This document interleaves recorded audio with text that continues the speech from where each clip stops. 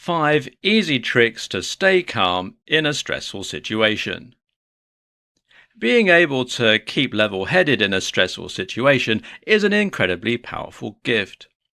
This is what will allow you to best deal with the situation, and it is what will help you to rise to a position of leadership within any given group.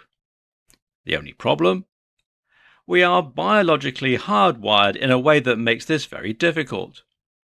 Our bodies react to stressful situations by releasing hormones and neurotransmitters designed to get our hearts racing and our blood pumping. This makes it very hard indeed for us to remain calm. Here are 5 things you can do to overcome that urge. Detach yourself. One great way to remain calm and to make sure you act sensibly is to try and detach yourself from the situation. By this, I mean that you effectively remove your personal stake in the situation by asking not what you should do, but what a person should do. Try to judge the situation objectively and in a removed manner. Breathe. Breathing more deeply and more slowly will bring into action your rest and digest state through the parasympathetic nervous system, and it will counteract some of the physiological changes going on in your body right now. Ask yourself the best scenario. Having a clear goal can often help you in a high-stress situation. Instead of floundering, first, task yourself with asking what the best outcome you could achieve is. Then, take steps to help yourself get to that point. Accept failure. Another thing to do is to accept the possibility of failure and be okay with it. Be okay with being hurt, with making matters worse, or with being shouted at.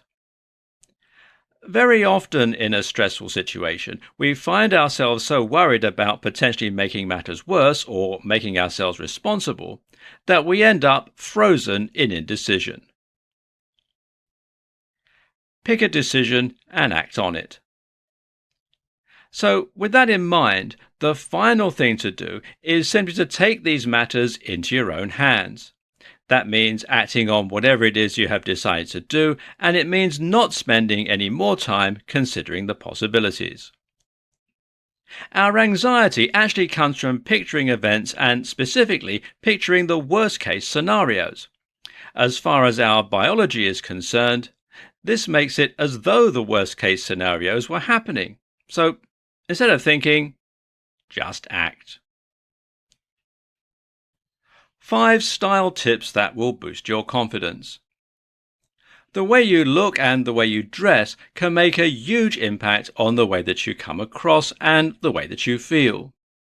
We judge books by their covers all the time, even though we know better, and first impressions are terribly hard to shake.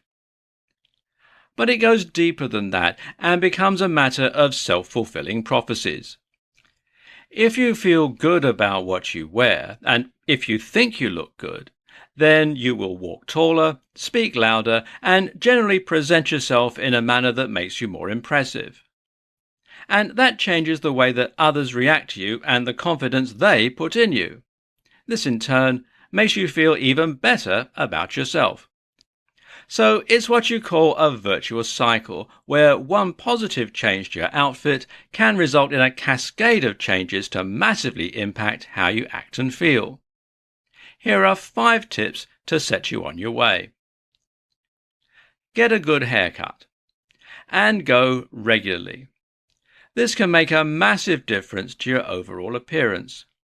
Having long hair with split ends or hair that's just too overgrown to style properly just makes you look a little messy and as though you rushed out of bed. Not a good look. Wear good shoes.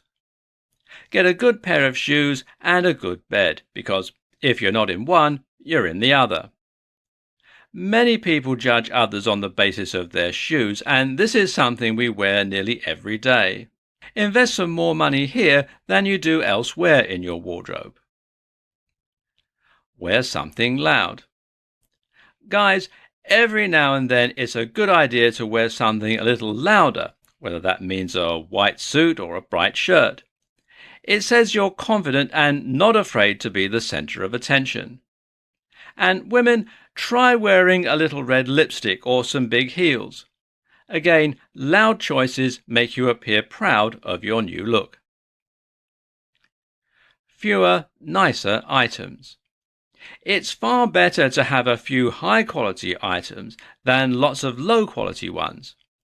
People can see the difference. Be comfy. But finally, make sure you're also comfortable in what you wear. If you wear uncomfortable clothes, then it will play on the back of your mind and it will interfere with your performance. 5 ways life is better when you feel more confident. Self-confidence eludes many people, and that's a terrible shame considering just how crucial it is to our success and our happiness. Once you start believing in yourself, so too do other people. And when that happens, doors start opening and opportunities begin to present themselves to you. With that in mind, let's take a look at some of the ways that life gets much better once you have rock-solid confidence in yourself. 1. Dating. This is obvious, but being more confident in who you are makes you considerably more successful in dating. Confidence sends a social signal that a person is a good potential mate, and this in turn makes that person far more attractive. The assumption is that they must have something to offer, whether that's resources or just genetic material. This is an unconscious process, of course, but it makes a huge impact in terms of your dateability. And yes, that is a word. 2. Appearance. Believe it or not, being more confident makes you physically more attractive. This happens in countless subtle ways as you take on a more confident body language, and as you start to dress in a more confident way too. 3. Career. Confidence gives you the gumption you need to put yourself forward for things, to take risks, and to speak up. It also gives others confidence in you, which can result in them investing in you more. The result is that you more quickly climb the corporate ladder and become more successful in your own ventures too. 4. Health. Being more confident makes you considerably more happy. When you like yourself, you become happier with your own company. You go easier on yourself and you have less to worry about. All this has an additional knock-on effect on your health. Less stress and anxiety and less depression all help to increase your immune function and to reduce your likelihood of becoming ill or even injuring yourself. 5. Relationships. Your dating life will start going better when you're more confident, not to mention your sex life. But so too will your relationships elsewhere. Being more confident means you'll be less clingy and less defensive, which makes it easier to make friends. It also means you'll be more assertive, meaning others are less likely to try and take advantage of you. And it will make you a more effective leader too. Confident body language for anyone. Did you know it's often said that 93% of communication is non-verbal? That is to say, a lot of our meaning and our mood is conveyed through means other than the words we choose. And vocabulary, phrasing and literal meaning only accounts for 7% of the ideas and emotions we convey through our language. The rest? Well, that comes down to 55% body language and 38% tone of voice. In this presentation, we'll learn how to take care of that 55%. The basics. Body language is something that we all use unconsciously. Many of us will move our hands in a certain way, make particular gesticulations, and position ourselves and stand in particular ways too. All of this conveys something about how we feel and what we want to say. And this may or may not be congruent with the actual words coming out from our mouths. Of course, if the body language we're giving off says one thing and the words we're saying mean something else, then this calls into doubt our reliability and our truthfulness. For instance, if you're trying to put on a tough show but you're speaking in a nervous, shaky voice, then you'll come across as highly unconscious. Likewise, if you speak confidently but your body language is bad, that will give away the game. What makes for confident body language? A number of things we can do with our bodies will make us appear confident or otherwise. On the whole, for instance, it's generally agreed that taking up more space makes us seem more confident. Likewise, so does exposing your most vulnerable areas. Leaning on something or touching something makes you seem possessive of that item.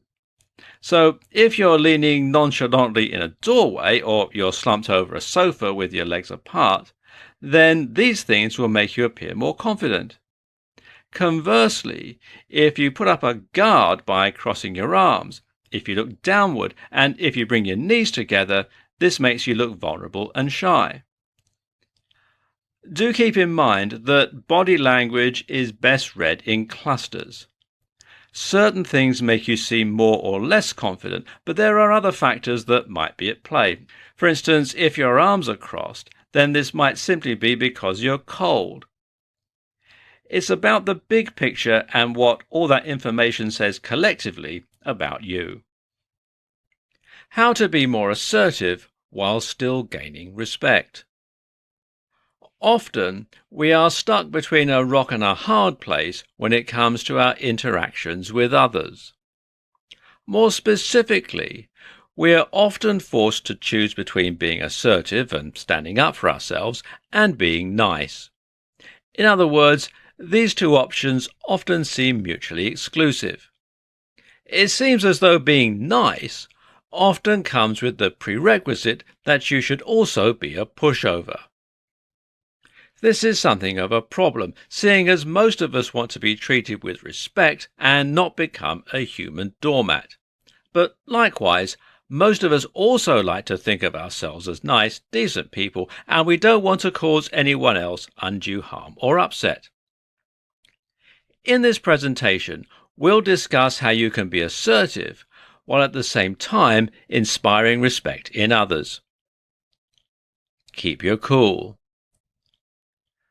Assertive is a good word because it's subtly different from aggressive or angry. When you are assertive, you are simply asserting yourself, which broadly means you're stating what it is that you want or how you feel. This is different from being passive or inactive and letting things just happen to you.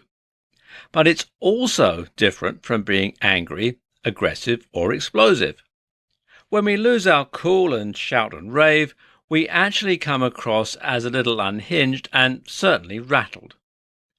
These reactions do not help us gain respect because they just make us seem out of control. Know what you want. In order to assert, you first need to know what it is that you wish to assert in the first place. In other words, if you're making some kind of point or you're putting the world to rights, then you better know exactly what it is that you're trying to say.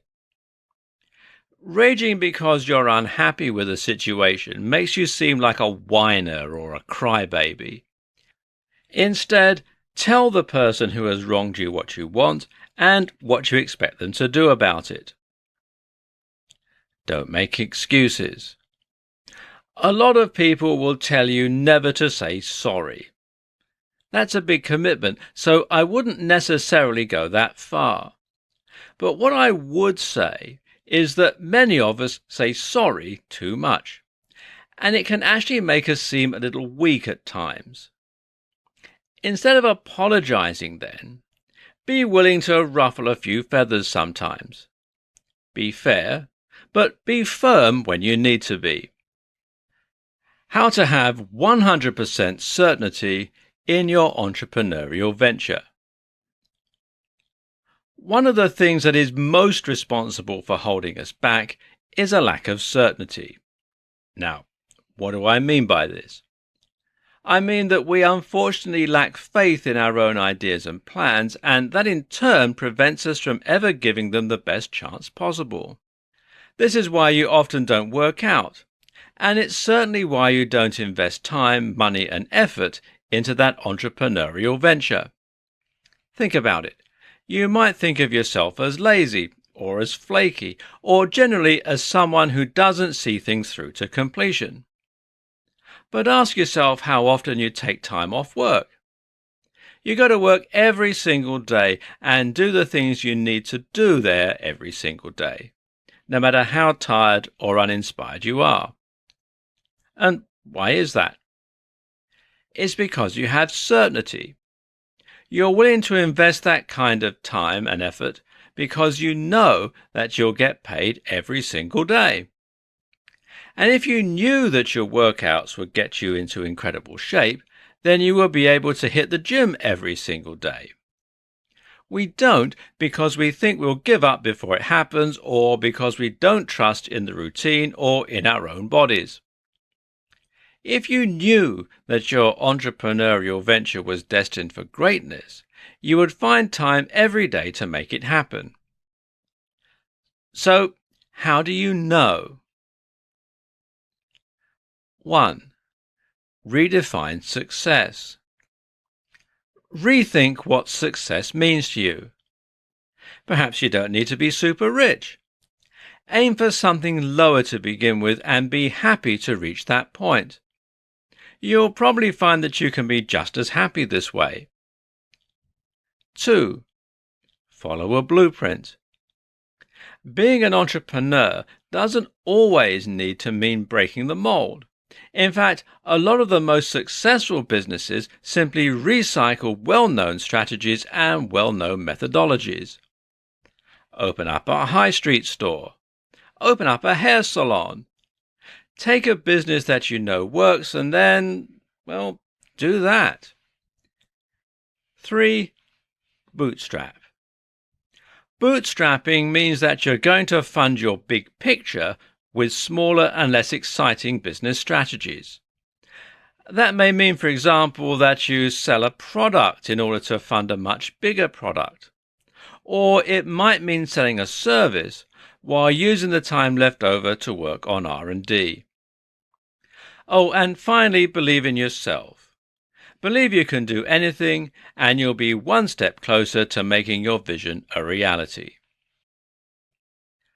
How to overcome social anxiety easily.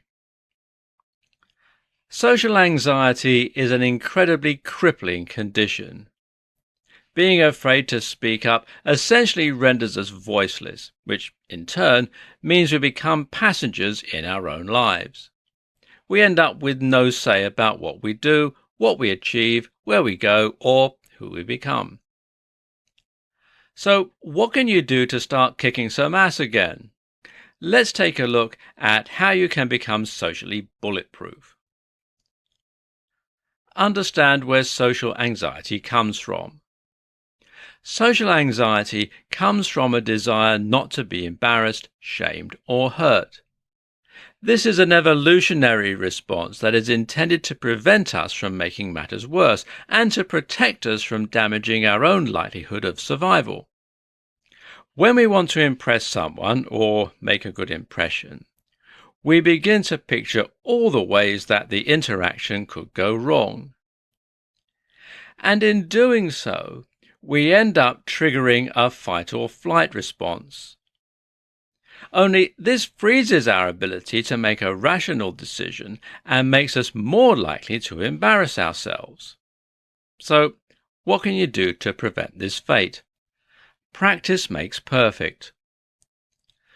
The first objective is to discredit the worst-case scenarios that you're picturing in your head and to start picturing the best-case scenarios. Start picturing yourself impressing the people you're talking to and making a great impact. Now, that's easier said than done, though, seeing as this reaction is something that has become deeply ingrained. And this is why we might use a technique from cognitive restructuring that is known as hypothesis testing. This means you test the notion that you might embarrass or upset yourself and thereby prove to yourself that you're wrong. And you do this by facing those fears and by testing the worst case scenarios. So, for example, if you were worried that you're going to embarrass yourself by stuttering, then you could test that theory by purposefully stuttering in conversations. Do this enough times and you'll prove to yourself that no one laughs and no one thinks less of you. After all, times have changed since our limbic systems evolved. The problem, of course, is practicing all this in a way that won't cause lasting damage. So try going to more parties where you only know a few people. Try speaking to strangers in the street or in stores. And each time you do, practice putting yourself out there and even intentionally embarrassing yourself. That's how you become desensitized, and that's how you become socially limitless. How to speak more confidently in any situation. Talking is something that most of us do on a daily basis. As such, most of us will probably say that, for the most part, we feel pretty good doing it. We can talk to our parents, our friends, our partners. But then, when we really need that gift of the gab, it can end up letting us down. This is what happens when we're in a physical or verbal confrontation.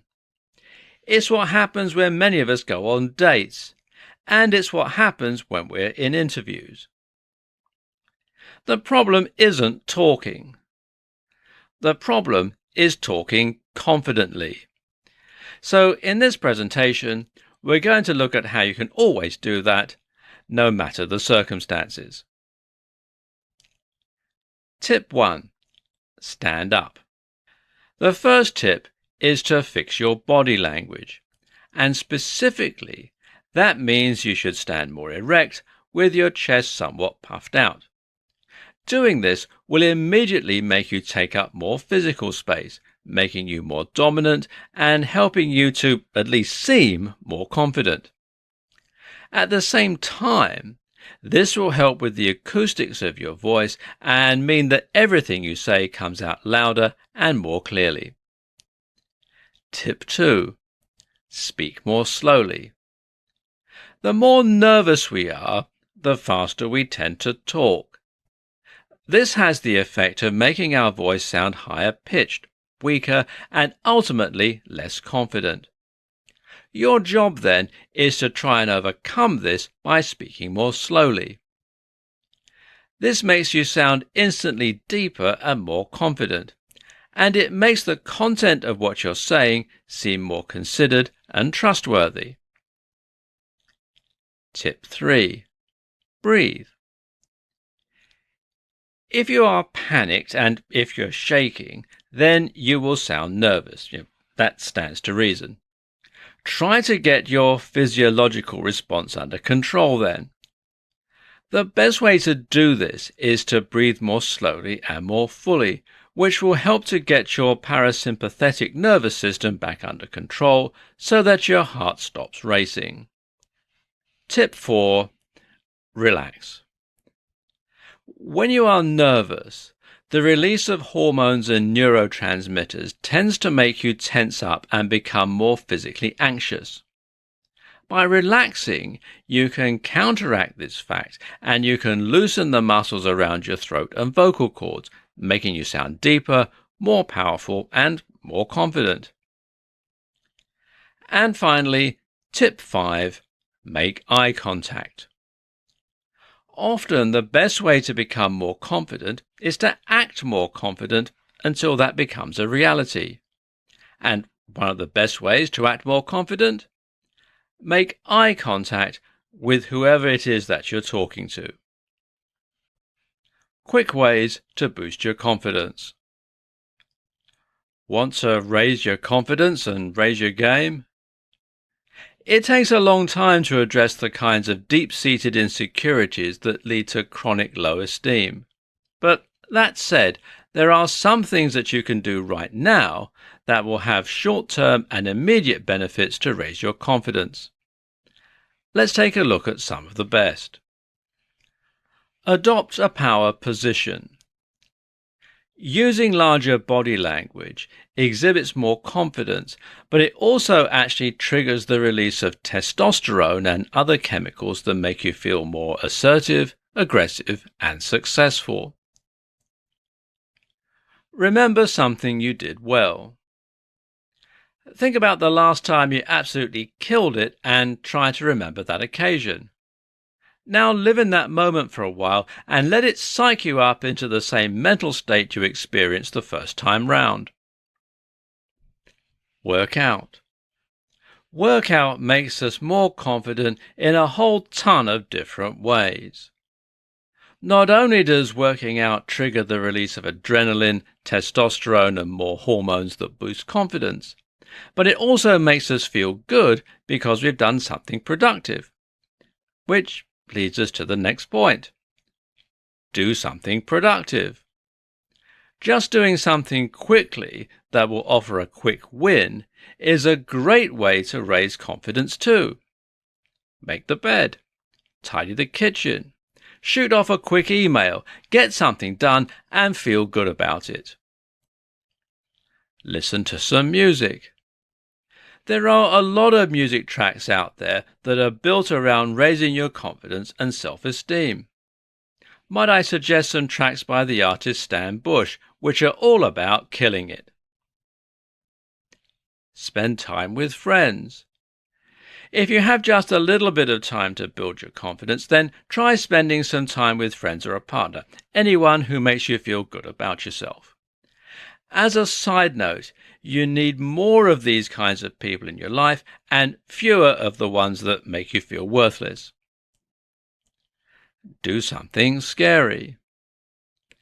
Even better than quickly doing something productive is to quickly do something that you're normally afraid to do. This is an even more powerful quick win. It could mean that you give a talk in public or that you attempt a backflip. Facing fears ultimately diminishes them. Finally, fix up your look. The way we look has a big impact on the way we feel.